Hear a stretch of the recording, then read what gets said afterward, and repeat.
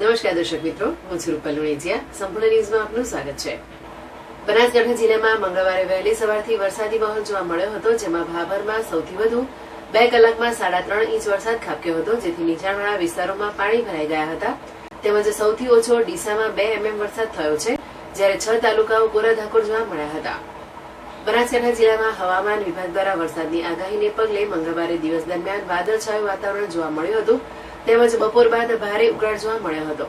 ત્યારબાદ વરસાદી માહોલ સર્જાતા 8 તાલુકાઓમાં વરસાદ થયો હતો, જેમાં સૌથી વધુ ભાભરમાં 2 કલાકમાં 3.5 ઇંચ વરસાદ ખાબકતા લાઠી બજાર, વાવ સર્કલ, વાવ રોડની સોસાયટી, જલારામ મંદિર રોડ તેમજ ખાડિયા વિસ્તાર, રહેણા ઘરોમાં પાણી ભરાયા હતા.